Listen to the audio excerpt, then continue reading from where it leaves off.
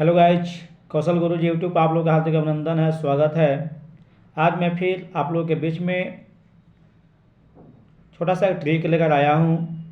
इस ट्रिक के माध्यम से आप लोगों में बताना चाहता हूँ कि गंगा नदी, यमुना नदी और ब्रह्मपुत्र नदी के किनारे बसे नगर, नगर मतलब शहर, यानी हमारे इस नदी के किनारे गंगा नदी, यमुना नदी और ब्रह्मपुत्र नदी के किनारे कौन कौन से शहर के किनारे यह नदी बसा हुआ है, तो ये चीज़ आज हम बतलाने का प्रयास करेंगे। तो चलिए, अभी आप लोग देख रहे होंगे स्क्रीन पे कि नदी का डिजाइन दिया गया है। चलिए देखते हैं।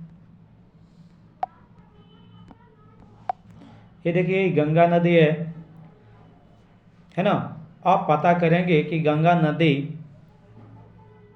किस शहर के किनारे बसा हुआ है।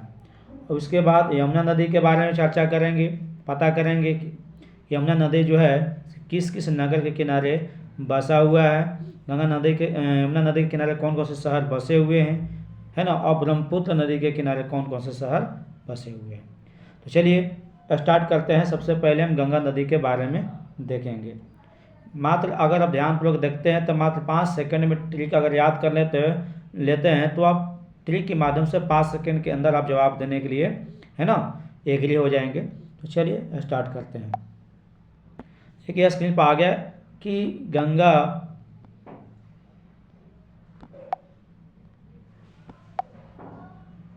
गंगा नदी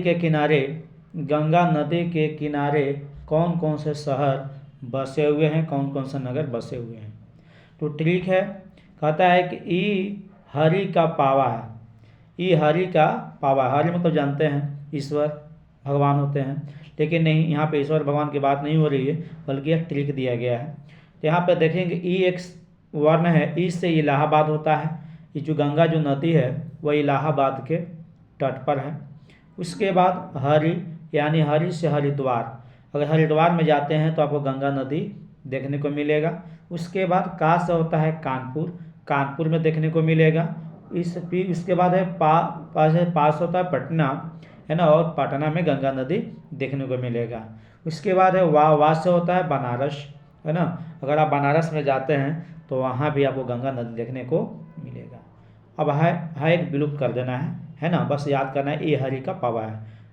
दैट्स ओके, आप समझ में आ गया होगा कि गंगा नदी के किनारे बसे नगर कौन कौन है। तो बोल दीजिएगा ई हरि का पावा है ना। ई से इलाहाबाद, हरि से हरिद्वार, का से कानपुर, पा से पटना, व से बनारस, यानी 5 जगहों पे हमारा गंगा नदी बसा हुआ है ना।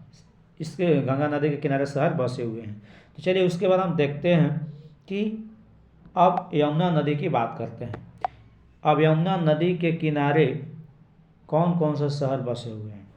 तो देखिए यहाँ पे ट्रिक है, यहाँ पे देखिएगा आई जी मथुरा, आई न जी, हे जी आई जी मथुरा में, आई जी मथुरा में, यानी कहने का मतलब है कि जी को विलुप्त कर देना है और डी को याद करना है।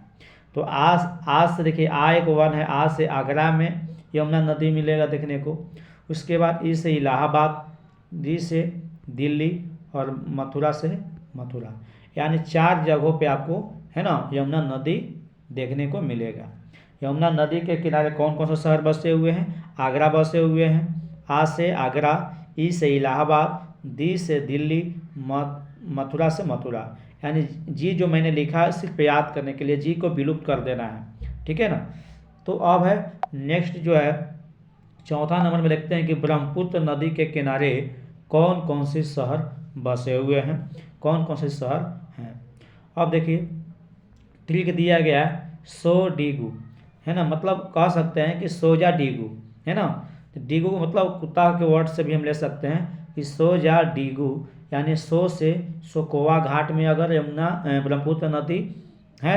उसके बाद दिवगढ़ में है, दिब्रुगढ़ में देखने को मिलेगा। डी से दिवगढ़ हो जाएगा और गु से गुवाहाटी, यानी 3 जगहों पर, है ना, ब्रह्मपुत्र नदी के किनारे कौन कौन से शहर बसे हुए हैं। सोकोवा घाट, दिवगढ़ और गुवाहाटी।